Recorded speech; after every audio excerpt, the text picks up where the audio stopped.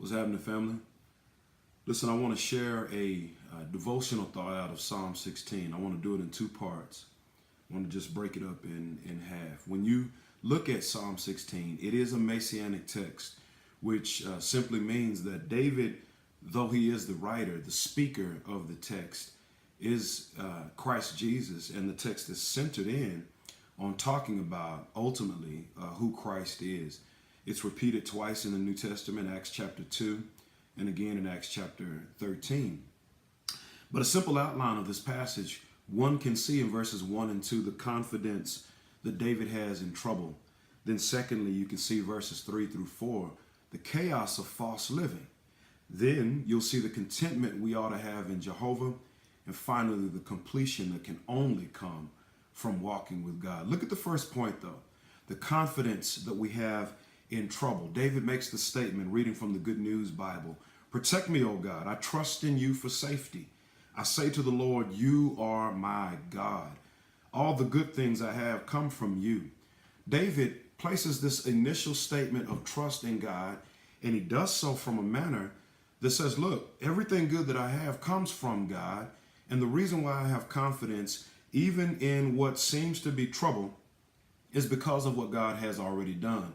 I love the application that comes from a believer who has seen the hand of God moving in their life. The ability for us to look the storm, to look the trouble, to look the next season directly in the face and know that we have confidence in what will happen because of what God has already done.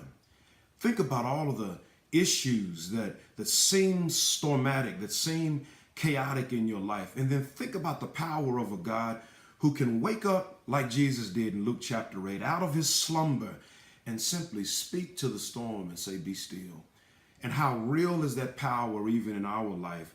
With whatever you're going through, you already know that your God will not only be there with you, but will see you through it. And as David would say, all the good things I have are because of who my God is. Look at the good that you have in your family, your life, your health, your strength.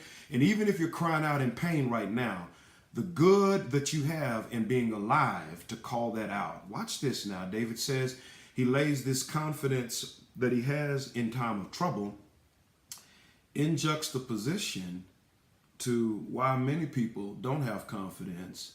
And that's because they're pursuing a false paradigm for life.